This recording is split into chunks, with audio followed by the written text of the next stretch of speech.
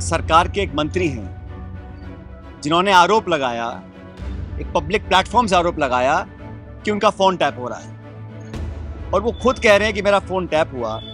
उन पर उनका दल एक कार्रवाई करता है, वो उनका अंदरूनी मामला है और सरकार कोई जवाब नहीं दे रही। सदन के अंदर सरकार को जवाब देना चाहिए, लेकिन सरकार का एक मंत्री और ये मजाक बना रखा है। वो इस्तीफा दिए बैठे हैं, उनका इस्तीफा एक्सेप्ट नहीं हो रहा। वो कुछ स्टेटमेंट देते हैं, मंत्री होने के नाते कहते हैं मेरा फ़ोन टैप हो रहा है, तो संगठन कार्रवाई कर रहा है। फिर उनका जवाब, और दुर्भाग्य है कि सदन चल रहा है, सत्र जारी है और हमारी पार्टी ने, हमारे दल ने सदन के अंदर मामले को उठाया, कोई जवाब नहीं। अगर किसी सूत्र ने उनको बताया था तो डॉक्टर साहब को भी उसका सूत्र का खुलासा करना चाहिए। कौन वो लोग थे, कोई अधिकारी थे, कार्यकर्ता थे या कोई जो भी था। आप डॉक्टर किरोड़ी मीणा जी के फ़ोन टैपिंग के प्रकरण से ध्यान डाइवर्ट करने के लिए इस प्रकार के आरोप लगा रहे हैं कि मारने की साजिश की गई थी, एनकाउंटर की साजिश की गई थी। राजस्थान में हाई कोर्ट का जो वर्जन आया है, जो टिप्पणी आई है आरपीसी को लेकर, वो अपने आप में बहुत कुछ कहानी बयां करती है। आरपीसी वो संस्था है जहां से प्रदेश का नौजवानों का भविष्य तय होता है एक तरह से। और लंबे समय से मैं खुद भी कहता आया हूं और लोग भी कहते हैं कि आरपीएससी का जो गठन है, जो चयन प्रक्रिया है, जो कार्यप्रणाली है, जो जवाबदेही है, जो पारदर्शिता है, वो पूरी तरह कॉम्प्रोमाइज़ हो चुकी है। अब जब हाईकोर्ट खुद ये कह रहा है कि आरपीएससी गूंगी बहरी बैठी है, तो मुझे लगता है कि सरकार के पास अब कोई कारण बचा नहीं है, कोई एक्सक्यूज़ बचा नहीं है कि वो मूल चूक परिवर्तन करे। मैं पहले भी कह चुका था कि नौजवानों का भरोसा अगर आरपीएससी के काम करने के तरीके से उठ जाएगा, अगर लोगों का विश्वास ख़त्म हो जाएगा, चाहे वो चयन प्रक्रिया है, चाहे वो इंटरव्यूज़ हैं, चाहे वो एग्ज़ाम्स कंडक्ट करने का जो प्रोसेस है, अगर उस सब पे नौजवान लोग विश्वास करना बंद कर देंगे, तो हमारे देश और प्रदेश के लिए बहुत दुर्भाग्यपूर्ण घटना होगी। मैंने पहले कहा था कि आरपीएससी में जो हुआ वो पूरा एक्सपोज हो चुका है, तो बिना समय ज़ाहिर करे उसमें मूल चूक परिवर्तन करना पड़ेगा। और बार बार ये कहना कि वो संवैधानिक संस्था है, उसमें परिवर्तन करना पॉसिबल नहीं है, ये महज एक बहानेबाजी है। 1 साल से ऊपर सरकार को हो गया और सरकार अगर चाहती तो बहुत कुछ परिवर्तन ला सकती थी, लेकिन महज चुनावी भाषणों में बातें बोलना और सत्ता में बैठने के बाद अपनी आंख बंद कर लेना, इस बात को दिखाता है कि कोई अनावश्यक दबाव सरकार के ऊपर होगा। क्योंकि पुनर्गठन करने में, उसको रीऑर्गेनाइज करने में, उसमें कुछ चेंजेस लाने में या उनके वर्किंग को बदलने में सरकार बिना समय खोए काम कर सकती थी, लेकिन जानबूझ के इसको लटकाया गया। अब जब हाईकोर्ट ये बोल रहा है तो सरकार को, मुझे लगता है, बिना समय ज़ाहिर करे इमीडिएटली इसमें मूल चूक परिवर्तन करना पड़ेगा और करना चाहिए। सब चीज़ों में जो मेंबर सिलेक्ट होते हैं, कौन करता है, कैसे करता है, कोई मापदंड हो, कोई क्राइटेरिया हो। सिर्फ लोगों को संतुष्ट करने के लिए, वर्ग, जाति, समाज और प्रांत के अलग अलग लोगों को ऑब्लाइज करने के लिए हम नियुक्तियां करेंगे, तो वो गुणवत्ता में बहुत कॉम्प्रोमाइज़ हम लोग करते हैं। जब चोरियां पकड़ी जा रही हैं, रंगे हाथ लोग पकड़े जा रहे हैं, पुलिस कार्रवाई कर रही है, फिर भी आरपीएससी को अभी तक सरकार ने कोई भी बदलाव के संकेत नहीं दिए हैं और सिर्फ अपनी जान बचाने के लिए स्टेटमेंट्स दे रही है। और कल का जो स्टेटमेंट हाईकोर्ट का आया है, उसके बाद तो मैं समझता हूँ कोई कारण नहीं रहा कि सरकार इस पर कार्रवाई ना करे। सरकार को करना चाहिए और ये बताना चाहिए कि 14-12 महीने सरकार ने ऐसा क्यों नहीं किया। इस बात को न सिर्फ मैं, हमारी पार्टी, प्रदेश के लोग सैकड़ों बार उठा चुके हैं। दूसरा भी, सरकार के एक मंत्री हैं जिन्होंने आरोप लगाया, एक पब्लिक प्लेटफॉर्म से आरोप लगाया कि उनका फ़ोन टैप हो रहा है। किसी भी व्यक्ति की प्राइवेसी पर हनन करना कोई सरकार नहीं कर सकती है, कोई भी नागरिक हो। और जब वो नागरिक शपथ लिया हुआ सरकार का एक मंत्री हो और पब्लिक प्लेटफॉर्म से बोल रहे हों और सरकार कोई जवाब नहीं दे रही है, क्योंकि एक कलेक्टिव लीडरशिप होती है। सरकार का मंत्री सरकार का नुमाइंदा है, तो एक तरह से सरकार खुद बोल रही है और वो खुद कह रहे हैं कि मेरा फ़ोन टैप हुआ। उन पर उनका दल एक कार्रवाई करता है, वो उनका अंदरूनी मामला है। भारतीय जनता पार्टी का एक संगठन है, उस संगठन में वो किसको नोटिस देते हैं, क्या कार्रवाई करते हैं, ये उनका निजी मामला है, मैं उसमें नहीं जाना चाहता हूँ। लेकिन पब्लिक लाइफ में सरकार के एक मंत्री, जो आज भी मंत्री हैं, वो एक क्लेम करते हैं और कहते प्रमाण मेरे पास है, और सरकार कोई जवाब नहीं दे रही। सदन के अंदर सरकार को जवाब देना चाहिए। पूरा प्रदेश और पूरा देश जानना चाहता है कि एक जिम्मेदार व्यक्ति जो आपकी सरकार के मंत्री हैं, वो ये आरोप लगा रहे हैं कि उनके साथ उनका फ़ोन टैप हो रहा है और सरकार के पास जवाब कोई नहीं है। सिर्फ उनका संगठन कार्रवाई करके जवाब पूछ रहा है कि आपने ऐसा क्यों बोला गया। कोई आम नागरिक बोलता, कोई उनके दल का कार्यकर्ता बोलता, मैं समझ सकता हूँ, लेकिन सरकार का एक मंत्री, और ये मजाक बना रखा है। वो इस्तीफा दिए बैठे हैं, उनका इस्तीफा एक्सेप्ट नहीं हो रहा, वो कुछ स्टेटमेंट देते हैं, मंत्री होने के नाते कहते हैं मेरा फ़ोन टैप हो रहा है, तो संगठन कार्रवाई कर रहा है। फिर उनका जवाब, पता नहीं उन्होंने जवाब क्या दिया होगा, लेकिन मैं मानता हूँ ये मजाक बना हुआ है। लगभग 1 साल हो गया। किसी व्यक्ति को पार्टी में काम करने का अधिकार है, लेकिन जब वो मंत्री बन जाते हैं तो अलग जिम्मेदारी होती है। और एक कलेक्टिव लीडरशिप में every minister is speaking for the government. जो स्टेटमेंट उनका आया है उस दिन फ़ोन टैपिंग का, वो सरकार का स्टेटमेंट है। सरकार में बैठा मंत्री खुद कह रहा है मेरा फ़ोन टैप हो रहा है, और सरकार मजाक बना रखा है। तो पूरी प्रणाली को एक तरह से चैलेंज किया है, और दुर्भाग्य है कि सदन चल रहा है, सत्र जारी है, और हमारी पार्टी ने, हमारे दल ने सदन के अंदर मामले को उठाया, कोई जवाब नहीं आया। मुझे लगता है कि सरकार को कुछ निर्णायक कार्रवाई करनी चाहिए, सच्चाई जनता के सामने आनी चाहिए। अगर किसी सूत्र ने उनको बताया था तो डॉक्टर साहब को भी उसका सूत्र का खुलासा करना चाहिए।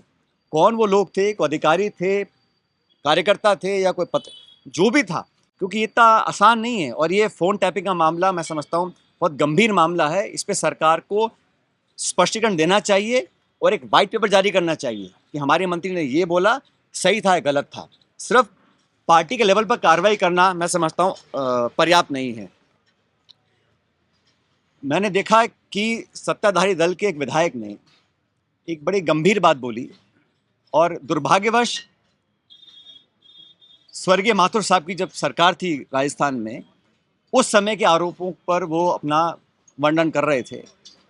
बड़ा दुर्भाग्यपूर्ण है, क्योंकि वो दोनों पूर्व मुख्यमंत्री दुनिया में नहीं हैं, ना तो माथुर साहब हैं ना शेखावत साहब हैं।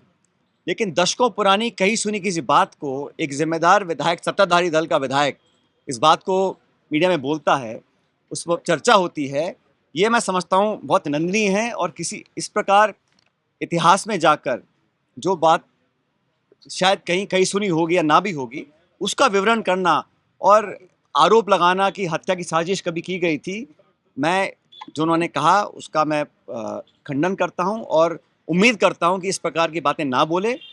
किसी भी स्वर्गीय नेता को या कांग्रेस की पिछली सरकारों को इस प्रकार दोषी बनाना बिना तथ्य के, बिना प्रमाण के, ये दिखलाता है कि आप ध्यान डिफ्लेक्ट करना चाहते हैं। आप डॉक्टर किरोड़ी मीणा जी के फ़ोन टैपिंग के प्रकरण से ध्यान डाइवर्ट करने के लिए इस प्रकार के आरोप लगा रहे हैं कि मारने की साजिश की गई थी, एनकाउंटर की साजिश की गई थी। ये सब हवाई बातें हैं और इसका कोई इसमें तथ्य नहीं है। और मैं समझता हूँ इसमें भारतीय जनता पार्टी को स्पष्ट करना चाहिए कि विधायक महोदय ने जो बोला है, क्या उस बात से वो सहमत हैं? अगर हैं तो तथ्य लाने चाहिए, नहीं तो माफ़ी मांगनी चाहिए।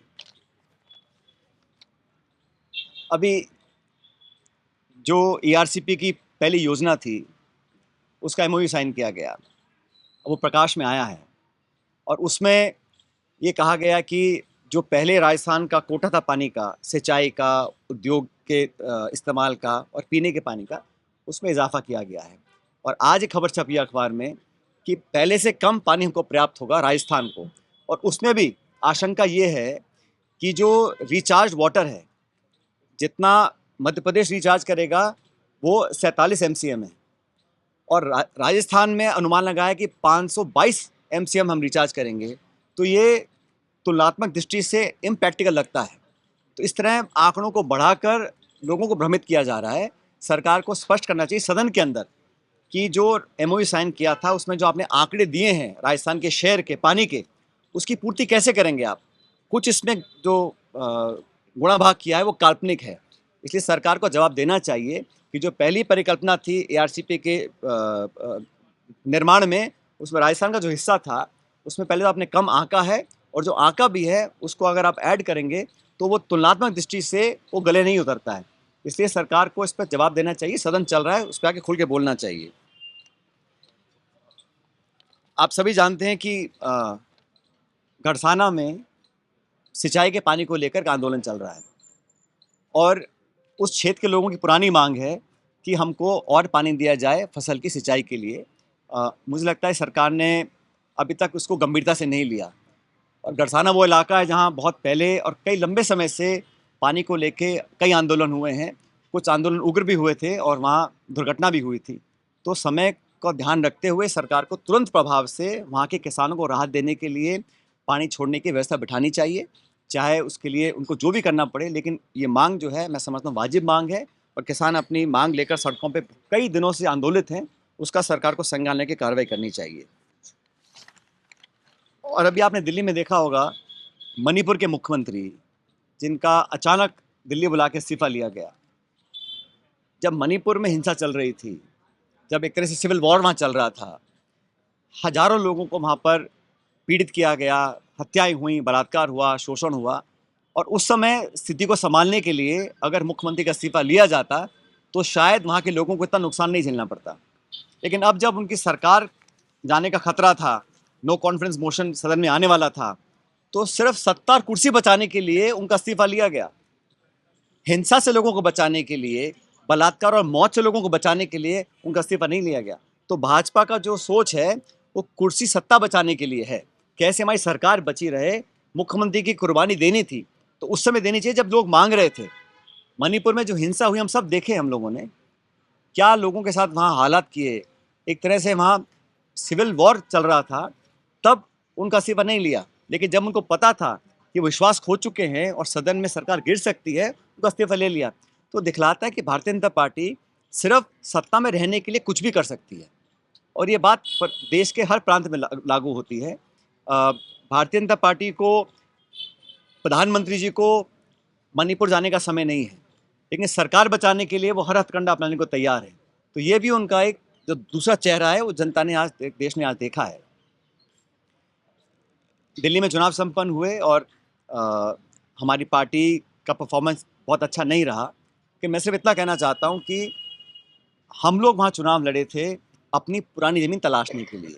आप सब जानते हैं कि दिल्ली में लगातार 3 बार हमारी सरकार रही और दशकों से वहाँ पार्टी का बड़ा जनाधार रहा। पिछले कुछ चुनावों में हम नहीं जीत पाए थे, लेकिन ये हमारी पार्टी का एक अधिकार है कि हम खोई हुई अपनी जो मजबूती थी, अपनी जड़ें हैं, उसको और मजबूत करें। उसका परिणाम ये रहा कि वहाँ पर जो राज्य सरकार थी उसमें तब्दीली हुई है और आम आदमी पार्टी चुनाव हार गई। लेकिन हम लोग चुनाव लड़े थे खुद की जीत के लिए, हम चुनाव लड़े थे अपनी जो पुरानी हमारी स्थिति वहाँ उसका पुनर्निर्माण करने के लिए। भविष्य में भी हमारा वोट लगभग 30% बढ़ा है पिछली बार से, तो उस पर हम और काम करेंगे और आने वाले हर चुनाव में हम सबको साथ लेकर चलेंगे। मैं इतना स्पष्ट करना चाहूँगा, जहाँ तक इंडिया अलायंस की बात है, इंडिया अलायंस का गठबंधन लोकसभा चुनावों के लिए एनडीए के विरोध में किया गया था। जो संकट देश के ऊपर था उसको ध्यान में रखकर कांग्रेस तमाम दलों के साथ मिलकर एक गठबंधन तैयार किया था। वो इंडिया अलायंस आज भी मजबूत है। जिन मुद्दों के साथ हमने उसका निर्माण किया था वो आज भी मौजूद है और इंडिया अलायंस मजबूती से चुनाव लड़ेगा। आने वाले हर राज्य के जो चुनाव होंगे वहाँ अलग परिस्थितियाँ बनती हैं, लेकिन पैन इंडिया लेवल पर कांग्रेस पार्टी और इंडिया अलायंस की जो एक हमारा इकट्ठा आना था, वो मुद्दे आज भी मौजूद हैं और इंडिया अलायंस मजबूती से आगे काम करता रहेगा।